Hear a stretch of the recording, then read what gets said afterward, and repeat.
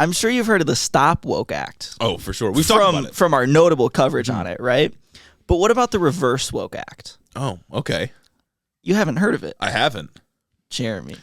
But I'm already intrigued because I want to reverse the effects of the woke mind virus because I've been infected. I have a stake in this. And that's exactly what this bill aims to do. Okay. Basically, the bill introduced by Florida State Senator Blasey Ingoglia. Oh, it sounds like a woke name. No fucking idea how to... Yeah. No idea if I'm pronouncing that. This legislation is needed. Even near correctly. Introduced legislation that would mandate companies that cover like gender affirming care under their like employer health plans to also cover detransitioner care, because that's a huge issue right now. Would that not just be a part That's what I was thinking. But like, and what got me with this is like, I mean, sure, I guess. Okay. Like, I guess that would make sense. Like, yeah, because there are some people that genuinely want to detransition for no like bad reasons. They don't become transphobic after. They're just like, this isn't for me, so let me detransition. I mean, sure, but wouldn't I'm confused if it's gender affirming care? That would be gender affirming to detransition, right? Would it not just be included in what you're doing? That's what I mean. Obviously, this is just posturing, and we know that this is posturing based on the fucking quotes that she said.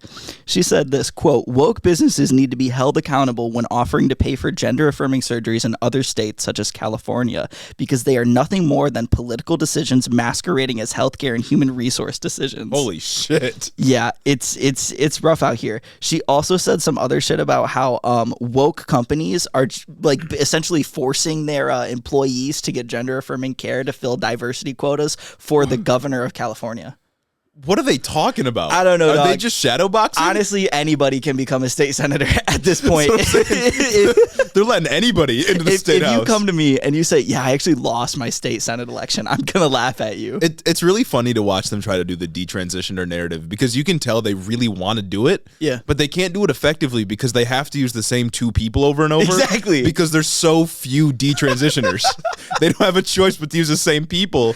And then everybody looking at that is like, yeah, okay, whatever. And like it's the same even person. Fewer detransitioners who are willing to tell their story to forward anti-trans narratives. Like, right. Some people are just like, yeah, actually, it wasn't for me. Yeah, there's like one. I can think of one person. I can't remember their name, but they just pop up on Fox News all the time. Is it the dude from the What is a Woman documentary? I don't remember. Maybe. I don't remember. But there's so few of them because, of course, the regret rate is super low for these surgeries and for these treatments. But yeah, I would assume that if you're getting within your healthcare package, gender-affirming care is a part of it, that detransition would count, because that's also affirming your gender. We're not operating in like logical empirical terms here. We're in Wonderland, or I guess hell. I guess hell? I don't know. More accurately, yeah. That's great. And so we can kick off the episode with that. Nice. A little bit of transphobia, LGBTQ hate at the top of the episode. Like you, I know you all like it.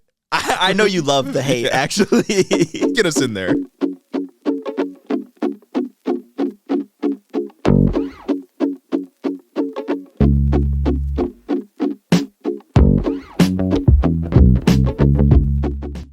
Welcome back to Head in the Office, everybody. Jeremy and Gage coming back at you. That's right. New episode, new week. Brand new.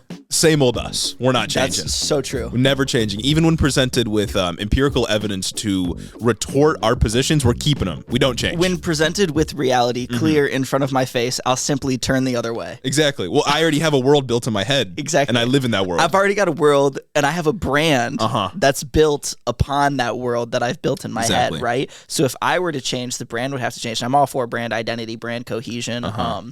I love market synergy. I love just buzzwords. I mean, if you work for the State Department and you want to slide us a couple $100,000 to push a narrative, I'm going to do it. Yeah, if you work for any three-letter agency, any private corporation, yeah, I'm trying to make ends meet. If you work for anyone who has money, I'm not accountable to anybody. I don't want to get a real job. I'm not accountable to anybody but the marketplace. You know what I'm saying? Exactly. You know what I'm saying? Anyway, welcome back to the episode. Welcome back to the show, everybody. Make sure, as always, I'm going to remind you all, become a patron. Get access to early episodes. We've had a bunch of people join recently out of nowhere, and we're glad to see you. We're happy you're here. It's been the opposite of humbling, actually. Yeah. Make yourself at home. Take off your shoes as we do. Can't track mud and water outside. It's wet outside. It's gross. So make yourself at home. I'm glad you're here. If you're listening on Sunday or anytime before Wednesday, welcome to the show. I'm so glad if you're listening Wednesday or post-Wednesday, you're Wednesday weenie. That's right. And something needs to change, and you can do that by becoming a patron. You're actively getting shit on by the news cycle. And you can support the show, make it easier for us to make more content for you all. It's what we want to do. It's what you want. It's a mutual symbiotic relationship. For sure. And I would implore you all to become a patron, but also if you want to support the show, you can go to the YouTube, TikTok, Instagram, Twitter, Discord. It's all there in the description. Completely for free. Completely for free. And if you want to support the show even more for free, you have the option to do that at Apple. Apple Podcasts. I still want to see the pod up there on New and Noteworthy on We'll Apple. get there one day. That's all I'm going to say. But if you want to support the show, leave a 5-star review. How many 5-stars reviews do a couple of dudes need to get on New and Noteworthy anyway? I don't know. We're almost at 200. I don't know, because we got a lot. We got a lot. And I look at other podcasts, and I feel like the ratio listeners to reviews is a lot less than what we got. That's what I'm saying. Dedicated fans. We do have one 5-star review to read today. If you want to have your 5-star review read on the pod, go over to Apple Podcasts, leave it, we'll read it. One dedicated Apple user. That's right. Whose review we're going to read off right now. This one is it's from Angry Redditor 69. Subject line based. They say, I'm not really one to leave reviews on anything, but I'll make an exception for these guys. Living in Pennsylvania and working in public health in Ohio, smooth brain political takes are common. Head in the Office is a must listen every week for me to ensure that I don't permanently lose brain cells. Thanks for making current events bearable in a day and age where good news stories feel few and far between. Well, we don't got any good news stories today. You're telling me. It's going to feel even less prominent today. What can I say? Next, we got one review left on Instagram for all the Spotify listeners. We got 5 out of 5 stars by H. Brooke C. I found this podcast on TikTok 2 days ago, and I can't get enough. To have men around my age talking about politics that I agree with, especially since I live in Oklahoma, is a relief. I've also gotten my fiance to start listening, and he enjoys that it's not boring, and there are many opportunities to laugh. Great work, and thank you. Not boring, laughing. Smart young men? What can I say? Opposite of humbling. Oh, my God. Get out there. Radicalize your friends. Radicalize your significant others. Radicalize your fiance. The thing here is like a lot of, people that start off low on the celebrity totem pole and eventually like skyrocket up. Yeah. You know what I'm saying? Yeah. They get a lot of like fame and acclaim and they pop off. They lose a lot of their, humility. So and you're kind of incentivizing us to do that. If I become a bad person now, who's morally culpable? No. Basically, what we're saying is like they get up, they get to stardom, and they're like, oh my God, I don't know what to do. Like maybe they grapple with it, and they wonder like, oh my goodness, am I a regular person? Or am I fucking better than you? Or my God. And eventually they let their humbleness shed while they're already in celebrity. What we're saying here is we're gonna shed that before we get famous. It's going to be worse when we get there. Exactly. But it will be consistent, and we will have not lied to you. Oh, exactly. So you'll know what to expect. Exactly.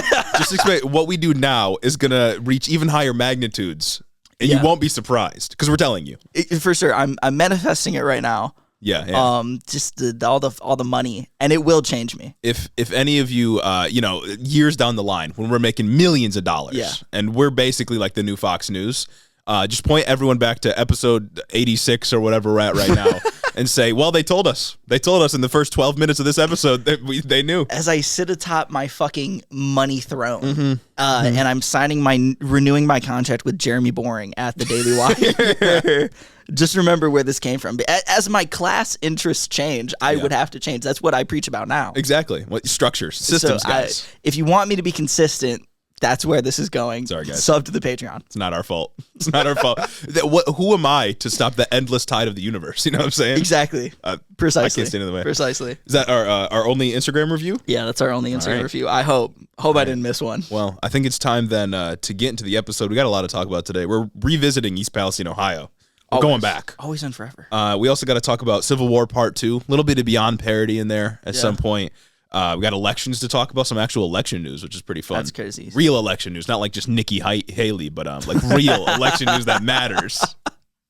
But it'll be a pretty well-rounded episode, and I think it's time to get into the news. Whose tagline is that? News that matters. Oh, probably some stupid person. I feel like it's like a Fox News thing. Maybe. And it just makes it like that news that's the news that doesn't matter. Yeah, exactly. Fox News doesn't matter. This is the Unlike news that matters. This, yeah, exactly. We don't mean that in the copyrighted sense, though. If that is a copyrighted slogan. We're just saying like a common English phrase. You know what I'm saying? Exactly. Precisely. Let's get to the episode before we get sued. First, we got to visit East Palestine, Ohio, and I heard that it's pronounced Palestine instead of Palestine. I guess. So we're dealing with the East Palestinians again. Out of Ohio, of course. So, of course, this is the third week in a row we've talked about this news story. I'm not going to go through all of the details again. Train derailment, vinyl chloride in the air, cancer. Animals dying, cancer, really bad, Norfolk Southern. You all can go back to previous episodes and listen to our recap if you want to recap of the events. I would encourage it. Exactly. We did I would say we did a pretty good job. But we're back in East Palestine, Ohio, because we're talking about optics today. Lots of debates online. And among prominent figures in the left and the right about the optics of this situation. And a little spoiler alert, it's all hypocrisy, not looking good, and incompetence all the way up and down. Let me set the stage for you all. So last week, as Joe Biden was on a visit to Ukraine, offering support in the war effort against the invading Russian forces, Donald Trump was making a campaign visit in East Palestine, Ohio, which is, of course, again, the site of the recent train derailment that Biden has yet to really address. Talk about at all. Off the bat, and this is like, this right here, pretty neutral framing, because this is exactly what happened, right? Like, I'm not trying to spin this any kind of way. This is just about what you would find in any newspaper or whatever you're looking at. Really bad optics off rip. I totally agree. Like really bad. He hasn't talked about it. Pete Buttigieg has barely talked about it. And the bit that Pete has talked about it was, I'm actually not going to reverse the deregulation. Yeah. And actually, if you want me to reverse the deregulation, let's ask Trump if he would like that. Oh, my God. Yeah, I got that in here a little bit later. But yeah, we'll get to that. Now, the reasons that this is still in the news, there's really two of them, which I kind of just already mentioned. The Biden admin hasn't really, up until this point, done much to address the problem. They might be doing something behind the scenes, but nothing publicly we've seen. And again, we're talking about optics. If they're doing something behind the scenes, you would think that they'd want to say something about it, considering how huge of an issue this has become. You think that they just want to save face in some ways, considering that a lot of people care about this. And because, and this is the second reason, the likely number one competitor for Joe Biden in 2024 is there, right? Yeah. Donald Trump did a campaign stop in East Palestine, Ohio. You would think that if Joe Biden wants to, one, make it seem as though he cares as the president of the United States about this small town, and also two, wants to be able to make a salient message against Donald Trump, that you would be wanting to do something. Which is something he ran on. Right. He ran on like a Main Street, not something else, you know? Yeah, whatever it was. Main Street, not Wall Street. Main Street, not Big Street. Yeah.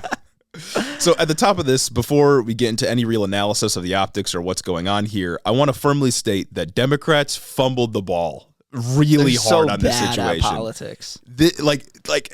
I mean, this is really on Biden's administration here, because he was the one that, this is happening under Biden and Pete Buttigieg, et cetera. But they really did a bad job here. And again, they might be working on new regulations behind the scenes. I mean, that's like 50-50. They might unveil some, bill that they want to push through Congress to greater regulate the rail industry or whatever. But the optics and messaging here, total failure, 100%. If you're working on that, just say it. There's nothing stopping you from just saying, hey, we're working on a way to resolve this issue. We're working on a way to compensate the people that were affected by this issue. We're doing something instead of just sweeping it under the rug. Right, because now all it seems as though is they are responding to Trump's visit. Yeah. And that's bad optics too. Yeah, it seems like you're on the back foot. Like, why didn't you respond to this immediately? Yeah. Or even if you didn't, if they didn't know it was going to be a big national news story, because this happened at the beginning of February, then maybe you just monitor the situation, and as news coverage starts to pick up, you say, okay, this is what we're going to do. They didn't do that either. and then, like you said, they called on Donald Trump to do something. And it's like, again, we talked about this last week, but their lack of action, their inaction here, like politically, not even policy-wise, just when you talk about like the game of politics, is what's giving way for Trump to come through and sweep up this like rhetorical dub. Yep. He can come through and he can get all the positive favor because conservative media can continue to say that liberal media is refusing to cover for this. They hate you. They don't care about any of this. Look how corrupt they are. Yeah. Yeah. So Trump's visit was pretty obviously a political stunt. It was pretty obviously a campaign, campaign stop to give him some more political points. And his message was clear as well. Trump brought several pallets of water with Trump branding on them, which I thought was funny. He brought some other supplies as well. Undeniably a low cost kind of situation for a billionaire. Like, he didn't spend that much money on this. No. And those water bottles, a town of 5,000, it's going to be gone like immediately. Nothing really substantive, but the optics are good for him. in this situation. And it's just billed to like what the campaign. Yeah. Like he's not spending a dime. He also went to McDonald's to hang with the locals. Oh, and he knows that menu better than anybody here. That's a quote. He did say that. He went to McDonald's to hang out with the local working class people. Yeah. And then his message was literally, and this is a quote from him, "You are not forgotten. We stand with you. We pray for you, and we will stand with you and your fight to ensure the accountability that you deserve." It's just about as populist as you can get. So standard. As a candidate running from a right-wing position. And Trump, of course, was also there with some Republican allies in tow, including Senator J.D. Vance, his son Don Jr., I think, was one there? One of the sons. I think it was Don Jr. The worst one. Yeah, I think Don Jr. was there. So he had his little posse there. And then Trump's visit to East Palestine then prompted, I think either the day after or a couple of days after, Pete Buttigieg finally made a visit to the town, the small town, which seems, like I said, entirely like a reaction to Donald Trump, which is just getting caught on the back foot. Incredibly disingenuous. Yeah. And to his credit, Pete did, during his visit there, during his speech, call on Congress to pass regulations and untie the Department of Transportation's hands. He said he wants to do more things. I assume some kind of policy will be advanced in the next couple of weeks that will be stopped by the courts and never implemented. Yeah. But that's about the extent of what he had to say. And it is true that the Department of Transportation, as well as just about every other executive agency, is really restricted in what they can do because they aren't really allowed to impede on business unless they can prove that they need to, and it's pretty hard to meet those standards.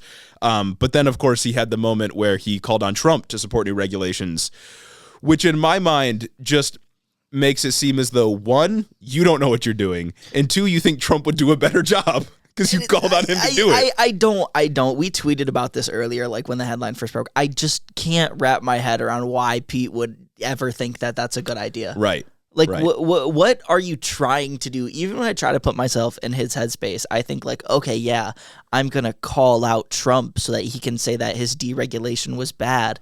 Yeah. But then I don't know, he's just going to say, why didn't you fix it then? Mm-hmm. Why didn't you fix it then? Actually, it wasn't bad. It's your fault. You didn't fix it. And that's been a lot of online discourse. It's been really annoying having to deal with a lot of people online recently talking about this, because it is true and we talked about this last week and the week before that as well, like, the Obama-era rules that were applying for braking for oil tankers specifically would not have applied to this train.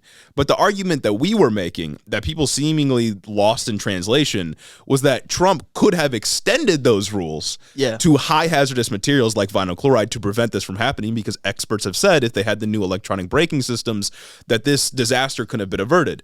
Donald Trump didn't do that. In fact, he rolled back regulations not only for brakes but also inspections and all kinds of other things.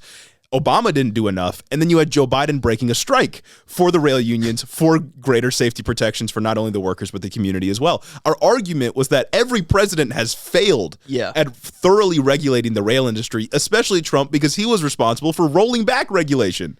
And it's like, it's a simple argument to follow. Even in this situation, why would Pete want to reach across the aisle to the like number one political enemy here when they could just take it into their hands to sweep up a quick dub, which they're fucking incapable of doing. Yeah, especially because it had seemed like, at least to me, that for the entirety of Biden's presidency so far, their policy on Trump was to just kind of ignore him, right? To refer to him as the previous guy, the previous administration, and kind of move on.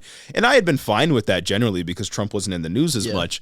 And now when he's like, you know, kind of taking up a lot of space for this disaster that Pete just has to respond to because so many people are yelling at him at this point, he immediately is like, well, what would Trump even do here? It's like, come on, dog. Like, you have the power to do it. And even if you don't, why are you saying, well, Trump should support this then? He's a citizen right now. I don't know. It's stupid. It's a really bad move. And it's like even clips. It's just so fucking funny, the clip of him walking into the McDonald's and being like, "Oh yeah, I know this menu better than anyone else in here knows this menu," because it's like, it's weirdly charming. Yeah. You know what I mean? Like, it's like funny. It's like a humanizing moment for Donald Trump, and Pete Buttigieg is not getting any of that. Joe Biden isn't getting any of that. They're just letting them sweep up these dubs. It gives Trump a greater proximity to working class people. Well, it's like, I thought they did a pretty good job when that big storm hit Florida, right? And Ron DeSantis was there and Joe Biden was also there. Yeah, that was great. They got all of those pictures of Ron looking like an idiot. And Joe Biden hanging out with the dude that said Florida cracker on his shirt. They handled that pretty well. No complaints from me for what the Biden administration did. They made Ron look dumb.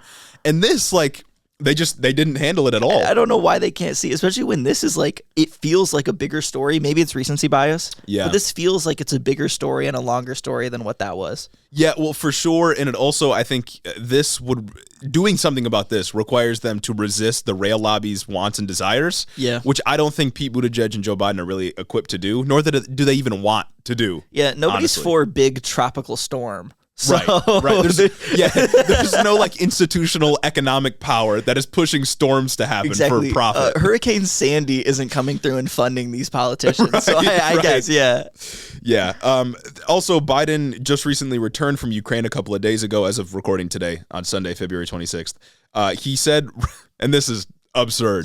He said that he has no plans to visit East Palestine, Ohio. Brother. Even though it's been 3 weeks as of today since the disaster, probably about 4 weeks by the time you're listening to this if you're a Wednesday weenie. And there's also been a lot of takes that are, because like Biden's giving up the optics game here. Like saying you're not going to go is you're forfeiting the game. And a lot of people right off the back of that have said, oh, well, Biden's pledging billions of dollars to Ukraine, but none to East Palestine. And it's like, obviously, we recognize that this argument is really fucking stupid because you can do both at the same time. And Republicans are usually the ones that are against relief funding for states. Yeah. But Biden is giving this kind of argument room to grow because he was in Ukraine. He just came back from Ukraine.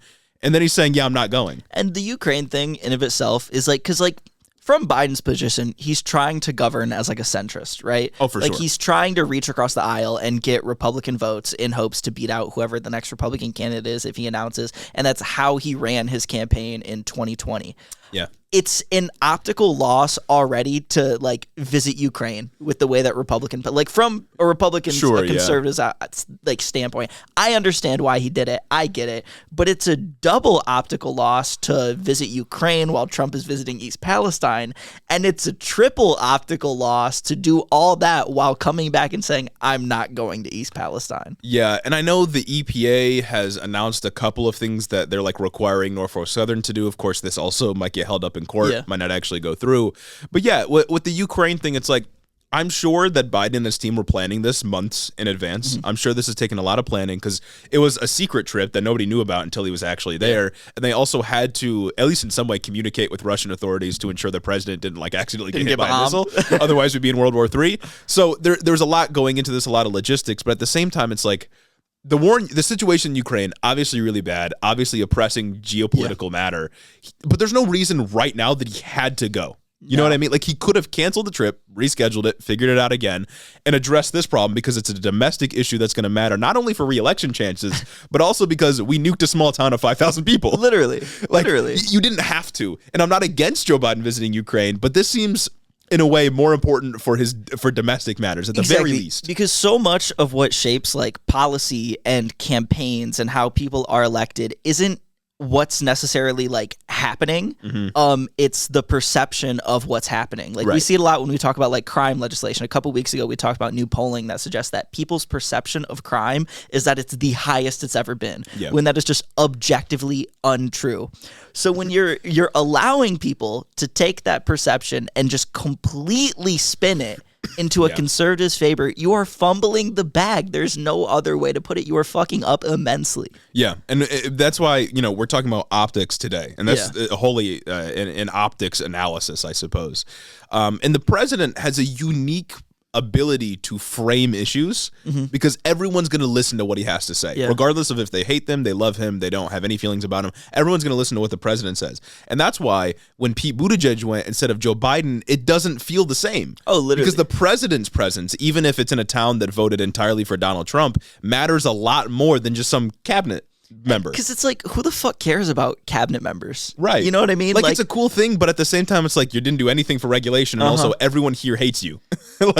He should show up. He absolutely should show up. He should have shown up earlier. But it's also like just having the Secretary of Transportation show up means nothing to people like who live on the ground and don't really focus on politics too hard. Just having the EPA announce regulations that they're going to do means nothing to people because, again, nobody fucking pays attention to the EPA, but everyone pays attention to the president because they kind of have to. Yeah. So he could get on and announce these EPA regulations. He could get on and announce all of these things. Yeah, and he should have gone there and touted all of those things that he's doing, especially because when we're talking about right-wing populism, it's a messaging game, right? When they're not in power, it is wholly an optics battle. It's all culture war. It has nothing to do, at least substantively, until they get into power with legislation or policies or restrictions or anything like that. If Donald Trump is campaigning as a right-wing populist, as he has before, you have to defeat him optically. That's the only way, right? Legislation is important. You have to be doing policy, especially because Joe Biden's in power. It's his job at this point. But it's an optics game right now, especially when we're talking about elections. Like, it's literally a messaging game at that point. They're allergic to good policy. Imagine if Joe Biden went to East Palestine 2 fucking weeks ago, or went to East Palestine, like a week ago, and said, look, what happened here is awful. Here are the new regulations that I've worked with the EPA to propose. He could even say that a bipartisan commission has come together to work with the EPA to propose, and these things are going to undo the bad things that Trump did to lead here. I'm coming up with this off dome on a podcast, and the people who are paid hundreds of thousands and millions of dollars to come up with these strategies can't even fucking do it and execute on it. And that's not even like an unfathomable level of aggression from Joe Biden. Like, he did this in last September with the democracy thing. Yeah. You preempt all the Republican arguments, and you speak semi-aggressively on topics that you know are very important for the American electorate. Yeah. Democracy being one of those, and of course, safety and like the transportation of goods being very important for the economy and for people's, peace of mind as well. And it's also like Trump has announced his candidacy. He's running this for a campaign stop. Yeah. Like, I don't need, like, functionally or literally. The water bottles, the supplies, it said, Trump make America great again. Exactly. There's nothing that Joe Biden can really say that would cross the line at this point, or even a week ago. Like, he's been your opponent for a while now. Yeah, and that brings me to the correct take. Of course. And I got 3 points on this. The first one, of course, like you just mentioned, Trump visited East Palestine, Ohio for a political stunt. It was a campaign stop. It was for messaging. And he did it specifically because he noticed that Joe and Pete weren't doing anything. He noticed that Democrats in general weren't really taking this matter seriously at all. And because Trump isn't president, and the rail industry knows that he's going to support them ultimately because he's been in charge of deregulating the industry a ton so far, he can pull a stunt like this with functionally no consequence because he doesn't have to commit to deregulating anything. Yeah. All he has to do is go there and contrast himself with Joe Biden, who hasn't shown up. That's all Trump has to do to get a political dub out of this. Doesn't have to announce support for really anything. The rail industry knows that he's not going to regulate them any further. So all he has to do is show up and beat Trump. And he did that. Yeah, just lie. Be a little charismatic in the process. And of course, the second one, as we've already mentioned, is that Pete and Joe should have been there literally as soon as it wasn't cancerous to be in the area. As soon as the evacuation was lifted. As soon as he didn't have to wear a hazmat suit to step into East Palestine, Ohio, he should have been there. Again, doesn't matter if they couldn't make any promises for regulation. Just the mere act of being there and saying, like, we're here for you, we're getting supplies for you, we're going to fight for greater regulation so this never happens to any community again. That's all you got to do to win the optical battle. And that's the other thing, because it would have been such an optical dub if as soon as the evacuation order lifted and the EPA said, actually, it's safe to come here, if the president of the United States went there and said, look, it's safe, I'm here, then that builds so much trust with the people there and the people who are focusing on the story. And they're like, okay. He could have drank the water. Exactly. It's like, there are so many videos of like people at city council meetings, right? Where it's like, here, this is the water you have me drink. And they just bring brown water. This is what's coming out of my faucet and shit like that. Will you drink it? And they won't. Yeah. Like, all politicians have to do is just drink the fucking water if they're saying it's safe. Yeah. That's it. And now the third point I have here, and I'm going to go into a little bit of a tangent, but it's still related, is that this event, kind of as you mentioned already, is a perfect microcosm for how fascism grows. Literally, like the best example I can think of in recent history for how fascism grows. So, and I'll explain what I mean this. I'll explain what I mean by this. So, fascism, to proliferate, requires a sort of widespread economic vulnerability, right? People have to feel disillusioned and left behind by the current economic and political systems, but they also have to not really know where to direct their anger, right? Yeah. Class consciousness can't play a role, because if they're class conscious, it's not going to be fascism. Then they understand the things that are going on. But they have to have a level of awareness that gets them to the point where they're like, yeah, the system sucks and I feel left behind. And this is certainly the case in East Palestine, Ohio, right? Yeah. It's a rural community. This is the case in a lot of rural communities, but also urban and suburban areas. Deindustrialization and the effects of global capital have been really bad for a lot of American communities, and they leave a lot of people feeling left behind. And this vulnerability undeniably is caused by capitalism, its need to profit and accumulate wealth, etc. I won't go into all that because we talked about it before. But this process is facilitated by both the center left, which is where Joe Biden is, and the center right. And so, Pete Buttigieg, Joe Biden, they fall into this group. Now, when disasters like this happen, undeniably, unambiguously, they happen because of the prioritization of profit over safety. Again, the deregulation facilitated by both weak center-left and center-right politicians. And this gives room for far-right authoritarians like Donald Trump, fascists, populists, however you want to call them, to come in and say, look, they're leaving you behind, and I can be the one that saves you. And they usually blame it on things like, immigrants, liberal elites, trans people, Jewish people, etc. And of course, people like Trump and the far-right populists are usually either in favor or already did deregulate a lot of industries that caused a lot of the vulnerability people are feeling. But as long as they can go in and act as though they're in support of helping these people, or act as though they will be a beacon for the disillusionment that a lot of people are feeling, they're able to win the messaging game. And the success of these fascists like Donald Trump depends wholly on the incompetence of center-left, center-right politicians like Joe Biden. Because again, if Biden had immediately visited, provided supplies, unveiled new regulations, etc., Trump would have had to contrast himself to Joe Biden by saying, I support the rail industry. Because that's all that populists care about. They have to draw a contrast with the systems that are making people feel disillusioned. Otherwise, they have no policy platform. But instead, Joe Biden and liberals, insert whatever political figure you want to, give room for these people to continue to grow. And these politicians like Joe Biden just aren't equipped to handle these problems because they're wholly subservient to the capitalist system. Absolutely. And they're wholly subservient to industries like the rail industry. So to me, this disaster in East Palestine just perfectly encapsulates how fascism has grown in this country. It is the liberal tendency to just ignore disillusionment with the system and the real material suffering people are having. And it gives room for people like Trump and other fascists to rise to power saying, I will support you, and it's actually the fault of immigrants or Jewish people or liberal elites or whatever it may be. Yeah, part of the key here is there's no real policy prescription coming through from the right when they talk about these things. Like, what is Trump saying he's going to do if he were to win re-election when he goes and visits East Palestine? Yeah. He's not saying anything. He's talking about a vague, otherized enemy. Yeah. Right? Yeah. That's all it is. There's no policy. There's no, actually, maybe we should regulate the railroad. We're going to regulate all the railroads. All the railroad companies are going to feel it. Marxist-Leninist Trump coming through. No, the thing that Trump said was that we're not going to, or you will not be forgotten, right? Yeah, that's it. And that's the message here, is that this is a community that clearly feels forgotten about, that probably honestly has been forgotten about by neoliberal politicians. And because the left is so weak, and by left I mean liberals, like the mainstream left, because the left is so weak in this country, this gives room for Trump to make these kinds of arguments with no real resistance. And Joe Biden's administration, their complete incompetence with handling this issue is just perfect for Donald Trump, because people around the country are seeing this. Right. People in rural areas in the United States see this and they think, oh, that could happen to me, or my community feels left behind, or, I'm struggling to make ends meet, or whatever it may be.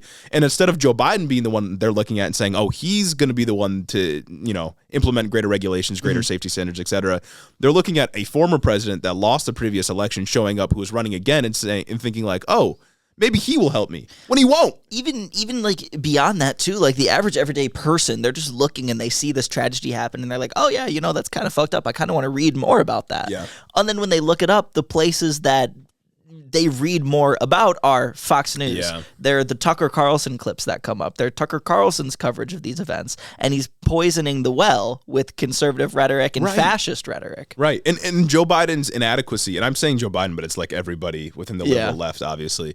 But their incompetence handling this issue also gives people like Tucker Carlson more of a room to talk about this, because he was on, and this is a good example of what I was talking about, he was on saying something along the lines of maybe this was intentional because East Palestine voted for Trump, they're all conservative and they're mostly white.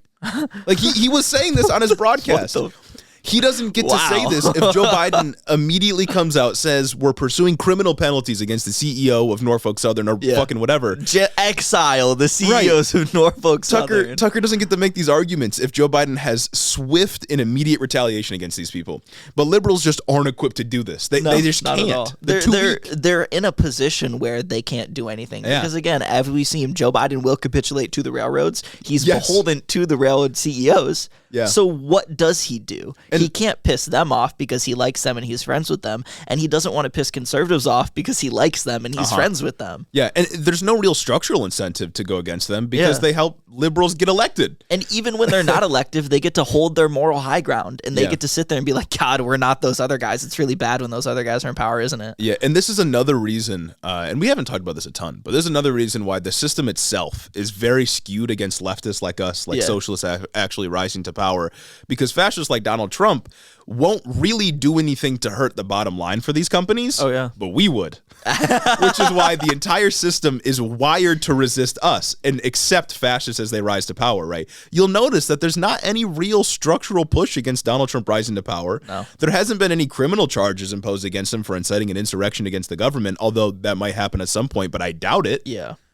I mean, the system itself isn't really equipped to handle these people because they don't really do anything bad for capitalism as an economic system. They don't really care. They do sit in their ivory towers, and their only real issue with Trump isn't necessarily they take issue with the things he says, right? Sure, they are ideologically opposed to the things he says, but they take issue with Trump because he's so vulgar about it, and he exposes the political system for being what it is, this shitty thing. They dislike Trump for him being a celebrity who got involved with politics. They don't treat Mitt Romney, who votes with Donald Trump 97% of the time, with the same fervor that they treat Donald Trump. They believe the same things. They don't really treat Ted Cruz like this. They just do because he gets vulgar with it, right? Like they're out there just jerking off in their ivory towers, sitting there like, oh, they're not respectable. Right.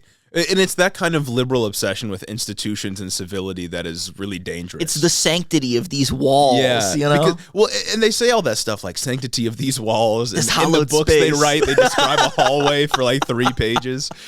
But they don't really do anything to defend what the actual purpose of the halls are for, which is democracy, right? Yeah. They don't really do anything to ensure that people like Donald Trump don't overturn democracy. The halls should not be sacred by virtue of them being there. They should be sacred because good things happen there. Yeah, or should. It should happen there, exactly. Yeah.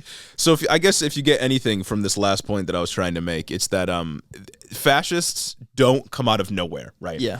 They're a result, just like most things, of material conditions that we can change, that have been changed over history. And the way to really deal with them long-term, is to undercut the sort of economic vulnerability that a lot of people feel. Yeah. Because people won't be as open to far-right ideologies and hateful ideologies if they're not just completely and totally economically insecure. Yeah. They'll be a bit more comfortable taking risks on candidates they think will do good things for them. Or even if they were just educated in where this economic security comes from, instead of just immediately pinning it on like the Jews. Yeah. You know? Yeah. You know? Imagine if instead of looking for information on East Palestine and seeing a Tucker Carlson clip, you saw a Head in the Office clip. So I Head in the Office clip, #1, Google. Come on. Yeah. That's the world that we should be living in. Yeah. That's a whole other can of worms, how the media kind of just proliferates our rise to right-wing talking points and our rise to fame, of course. Our rise to fame off of the algorithm that's tailored to push right-wing content. Exactly, yeah. We got to find a way to sneak in there, you know what I mean? I need to be up there on Facebook's top 10 with Dan Bongino, Ben Shapiro, Steven Crowder, Head in the Office, Walsh. Ben Shapiro, Matt Walsh, Ben Shapiro. It's going to be us one day. Speaking of content, though. Oh, my God. We got a little bit of Beyond Parody. I think this one's pretty gas, actually. This is the first of 2 Beyond Parody sections I got for you all today.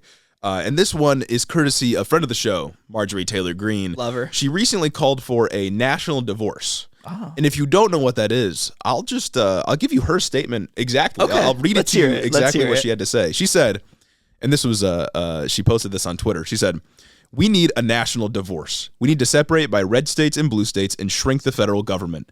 Everyone I talk to says this, from the sick and disgusting woke culture issues shoved down our throats to Democrats' traitorous America Last policies. We are done."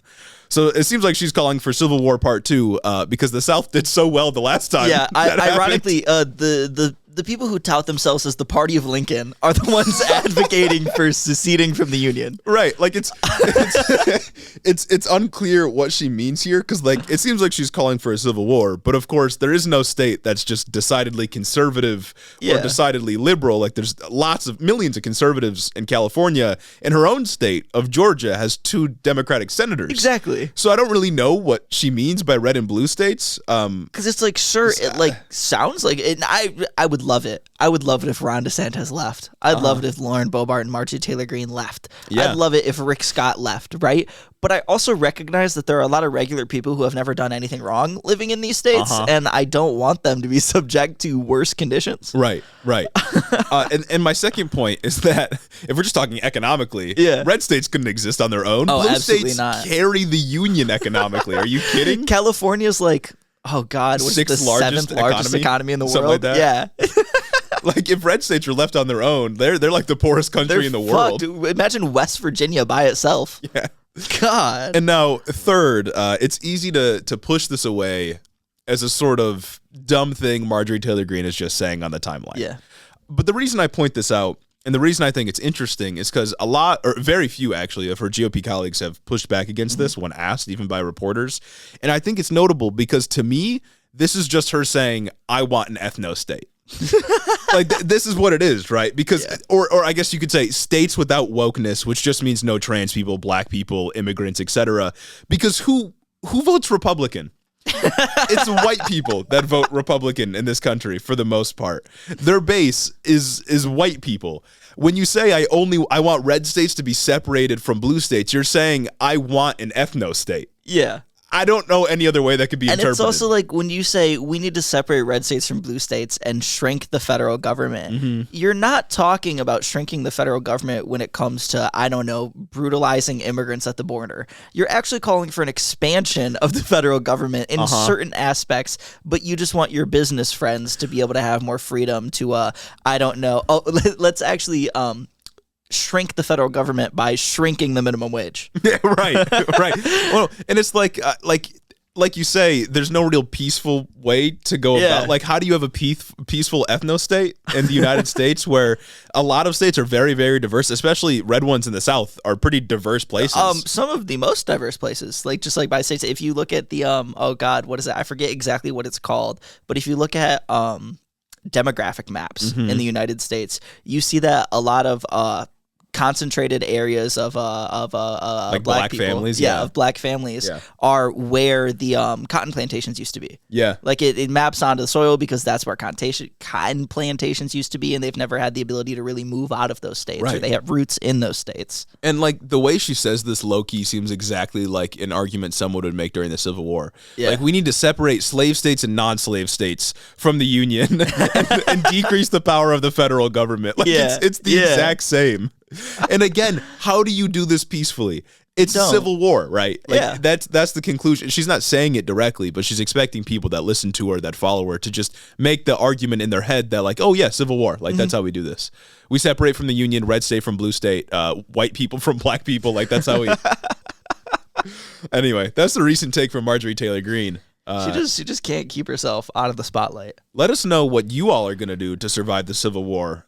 True. If you're in a red state, let me know how you're getting out. Oh. If you're in a blue state, I guess you won. That's a good spawn point. True. Or wherever you're at. True. You know what I mean? If you're in a red state, I guess we'll smuggle you out. Yeah. Oh, yeah. We'll be the ones doing that. Exactly. It'll be the Underground Railroad sponsored by Hiddo. Exactly. We're going to get everyone that wants to get out is getting out. We're going to save you. One more. Beyond Parody section. I love it. We're visiting Tennessee real quick to see how cool and calm things are. And they aren't very cool and calm. Not good actually, at all. because we're talking about Tennessee Republicans, a red state. Okay. Which was topic of the last Beyond Parody section. Talking about a red state again. Kind of a pattern that goes on with these Beyond Parody sections. Yeah. This story, very simple and short. We'll just get right to the point. I'll just quote right from NBC. Okay. Quote, Tennessee lawmakers passed a bill on Thursday restricting drag performances in public or in front of children, putting the state at the forefront of a Republican-led effort to limit drag in at least 15 states in recent months. Word. Now, the impetus for this, according to lawmakers in Tennessee, Republican lawmakers in Tennessee, is that parents are basically being blindsided by the sexuality of drag shows. And I promise you, I read articles about this. That's really it. Like that's the argument they're advancing.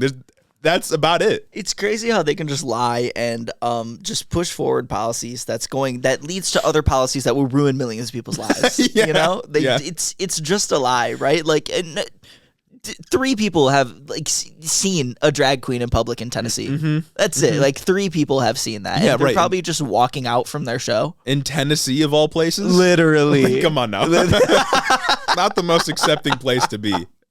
Another quote from NBC. Quote, Johnson, who is the Senate Majority Leader in Tennessee, in their state Senate, and his Senate colleagues passed a bill criminalizing, quote, adult cabaret entertainment in public or where it could be seen by children, though it would still be allowed in age-restricted venues. The bill defines such entertainment as, quote, adult-oriented performances by strippers, go-go dancers, and this is the drag queen part, male or female impersonators. That's what they define drag person as legally, male or female impersonators. Now, if one violates this bill, if one violates this bill, and I'm sure the violations will be very broad and difficult to understand, it comes as a misdemeanor on first offense, and then a felony of 1 to 6 years in prison on second offense. So make sure just for wearing a fun, campy wig and outfit, right? Like, well, and they say taking on makeup. Right, they say it can still be held in age-restricted venues, but at the same time, it's like, we know what you're trying to do with this legislation. Yeah. You know what I mean? Like, you're quite literally trying to push it into the shadows. Well, especially because in Tennessee and just about every other state, there's already public indecency laws. Yeah. You can't just, like, be naked in front of kids.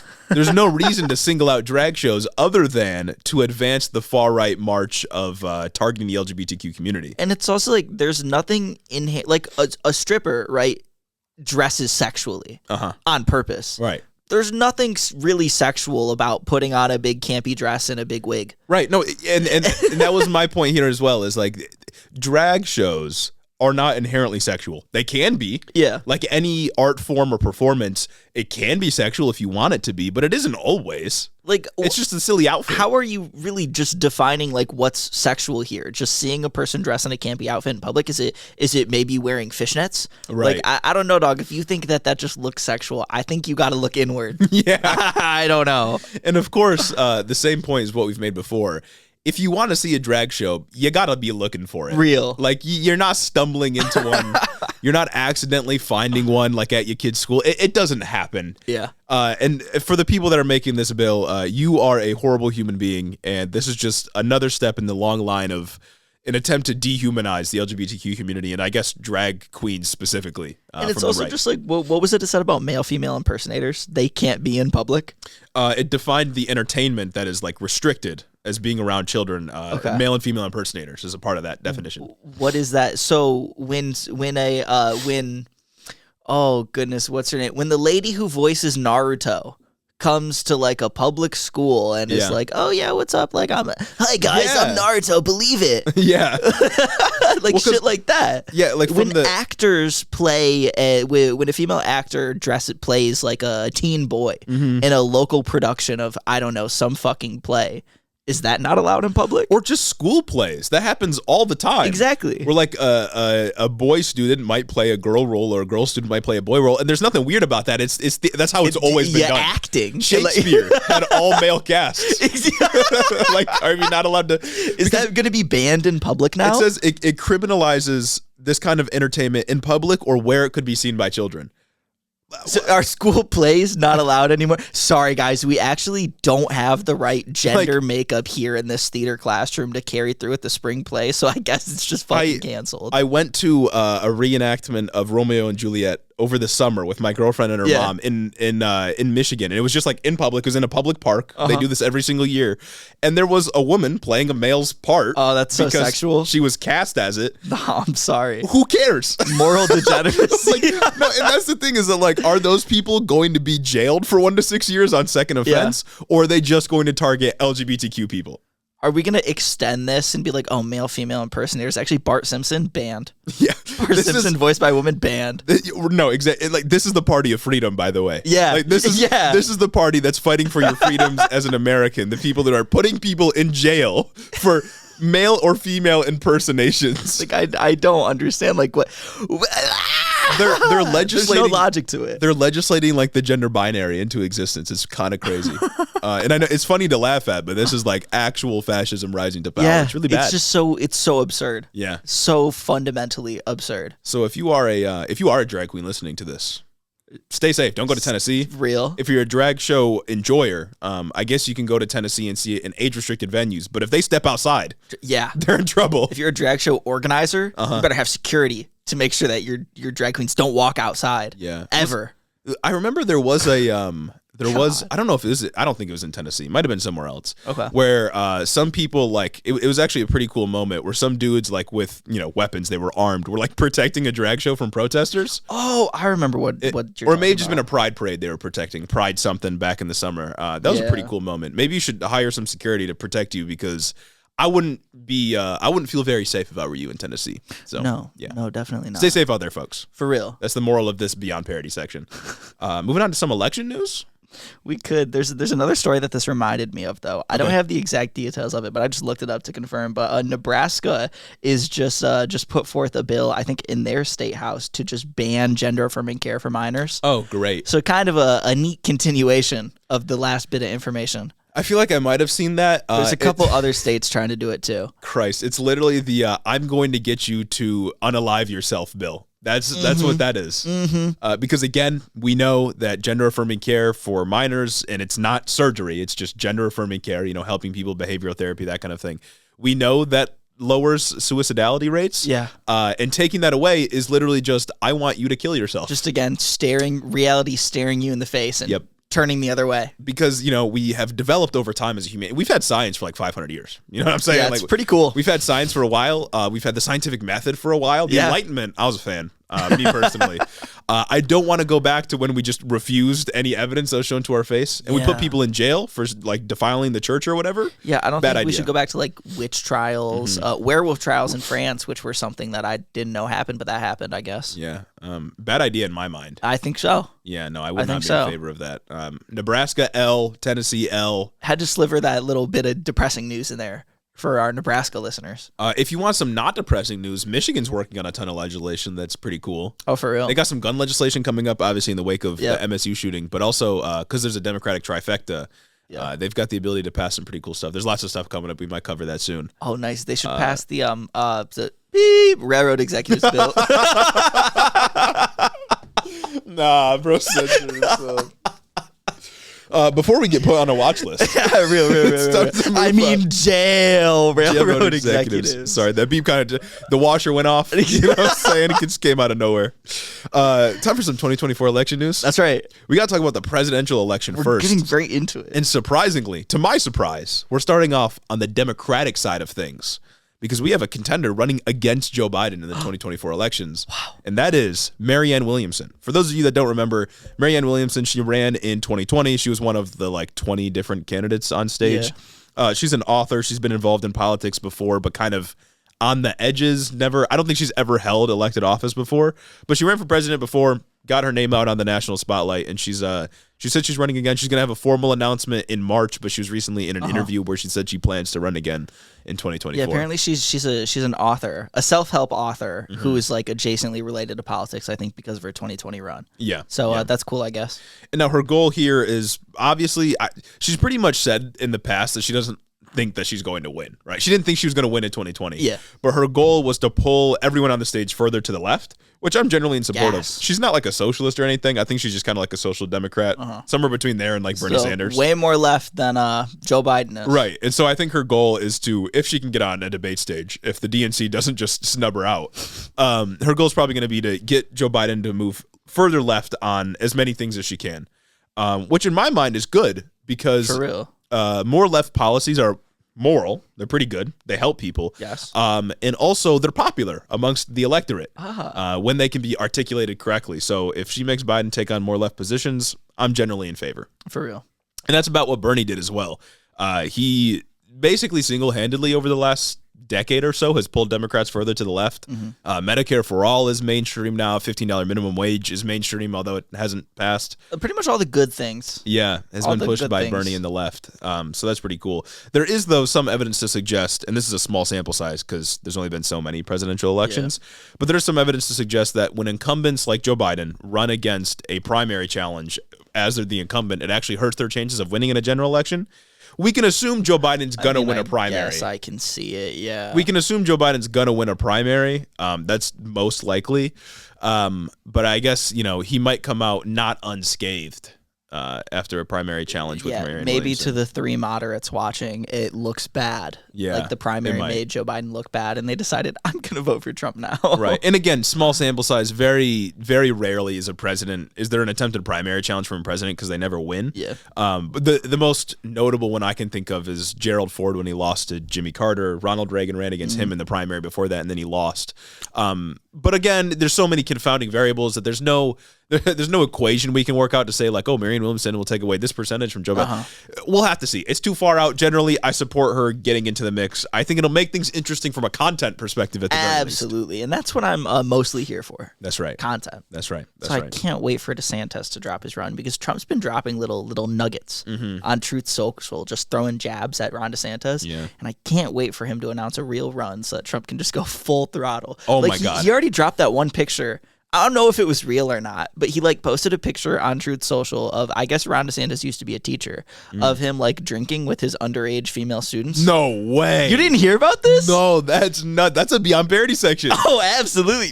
Put the whimsy up. Put the whimsy up. Crazy. Yeah, apparently a picture was going around Twitter. I want to say a week and a half, 2 weeks ago, of Ron DeSantis, I guess someone who was allegedly Ron DeSantis with 2 female minors with alcohol, allegedly with alcohol in their hands, red Solo cups, shit like that.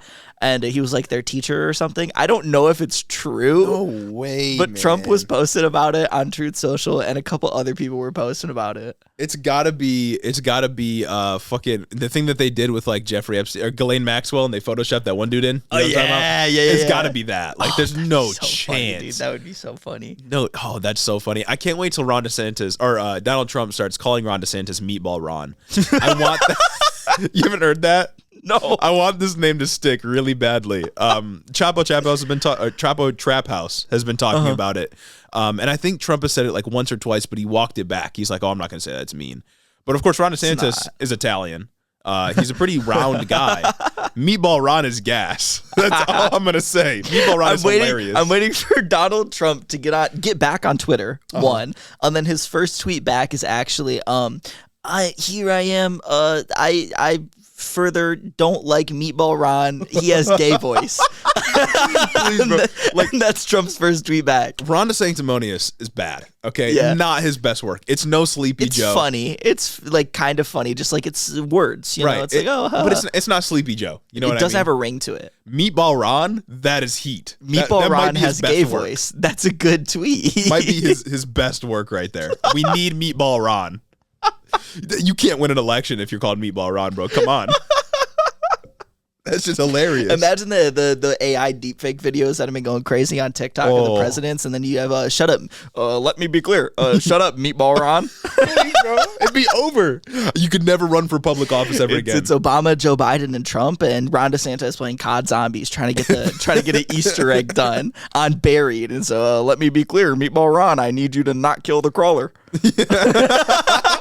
No, dog. If we could get Meatball Ron to be a household name, oh my god! You would have to just quit politics. I think that's our goal right now. Yeah. We have 44,000 TikTok followers that we need to leverage. Yeah.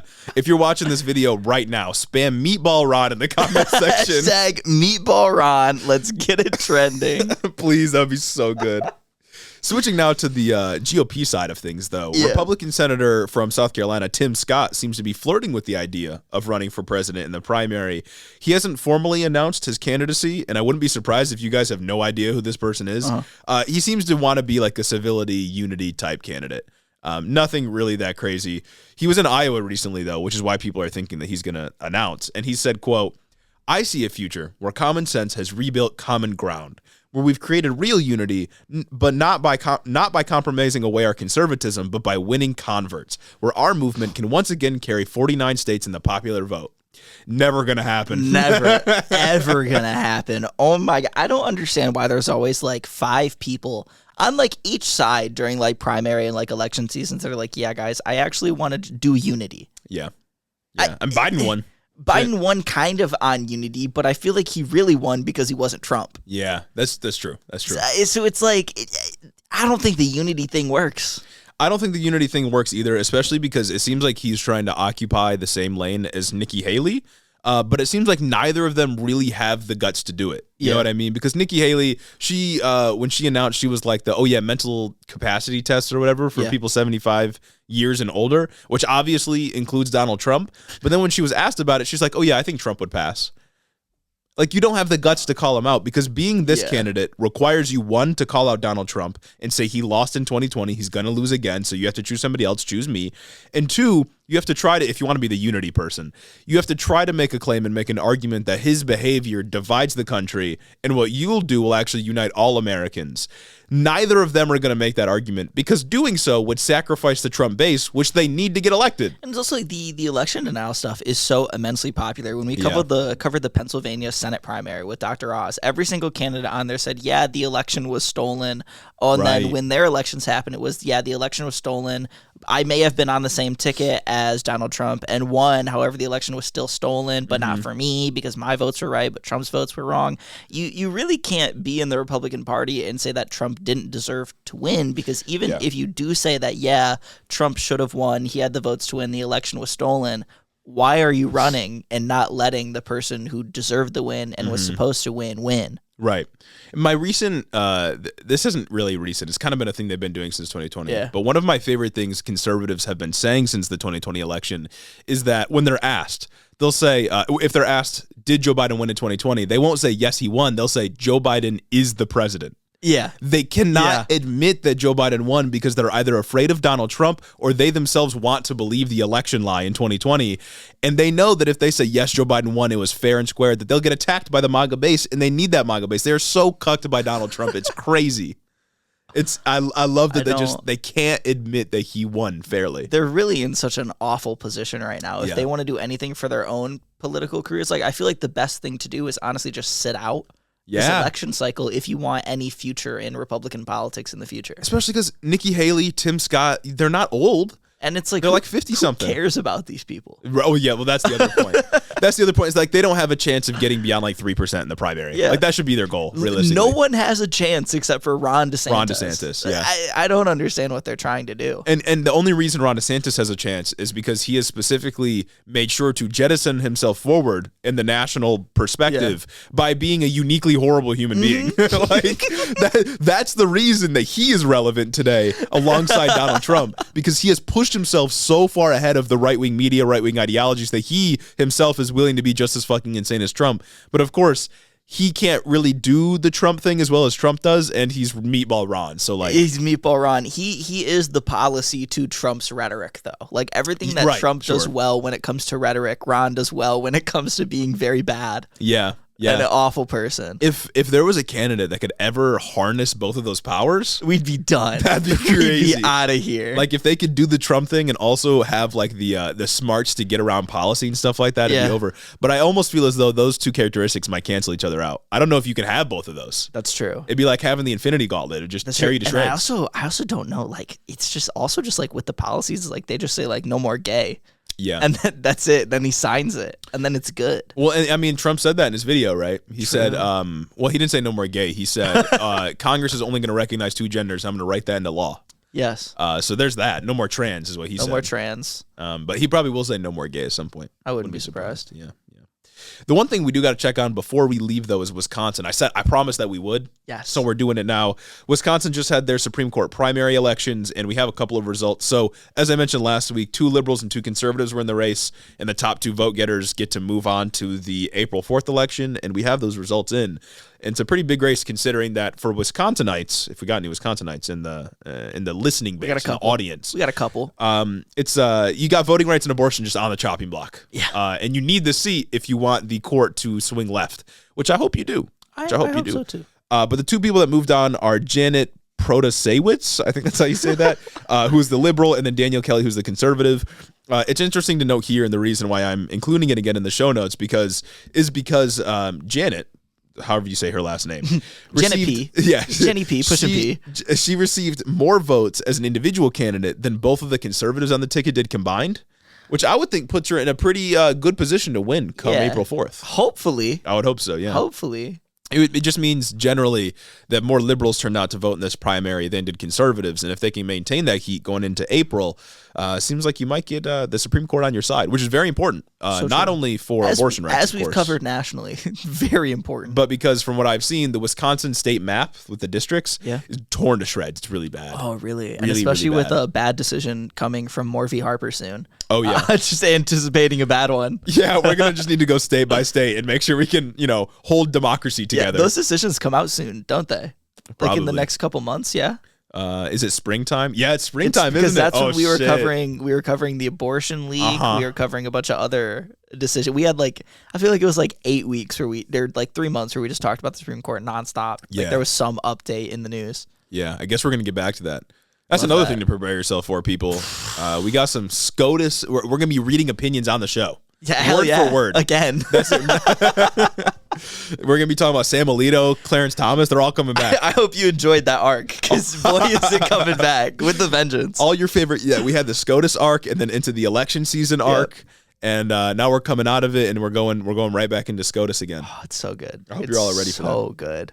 I think that brings us to the end of the episode. I think that does. And make sure to, before we read off the patrons, just make sure to tune in next week when we talk about why women shouldn't wear makeup in the workplace, the decline of Western civilization, and most importantly, why country music got better post 9/11. I wonder who Kanye would blame that on.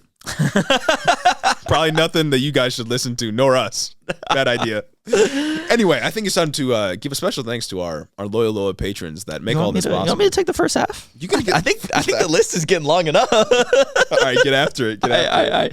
Special thanks to Cricket Scrapbook Layouts, Nikki Nine Lives, Caden Kraut, Lord T, Chris the Postman, Christy Beck, Talia Katz, 40% Spite, Andrew Harris, Mike Chaplinsky, Mattias T, Omar Zuno, Clayton LaFed, Mark Yeager, Sarah McRoberts, Dylan B, Kaz, Caleb Joy, Jim Bobbs, Carl D, Rich Torrell, Tari, Gavin Meyer Maldonado, Hunter W, Fergalaki, Max Vasquez, Jacob Rogers, Colton Mooberry, Fixer Punk, Jim Egbers, Jeff Muzzy, Ted Cruz's Boy Toy, Bagel Burrito, Cincy Alex, Bread, Joe Stenstrom, Austin Reed, Adrian Sandoval, Chloe Sam 601. You want to take her from there? Colleen Cuts, Timothy Espinoza, Gregory isn't my name, Very Yook, Jennifer DeVoe, Big Bird Titty, Eliza Crawfish, and Benneth Bennington III, Alexia Benanti, Nick, Big Booty Beatdown, Moises T, Sam Maloney, Two-Headed Boy, Jeremy Cadret, Ben Shapiro's boyfriend, Jonathan Cassis, Luke O'Shea, Danielle Jackson, The Word of Microsoft, not sponsored, of course. Yeah. And my mom. Thank you all for supporting the show on Patreon. We literally couldn't do it without you. We wouldn't be where we are without you. We wouldn't fucking catapult into fame if it wasn't for you. I hope you all, through whatever device you're listening on, can feel my warm embrace. Exactly. As I thank you for supporting the show. My warm embrace, the breath, not the breath. You know what I'm saying? Exactly. We'll catch y'all next week. Have a good one.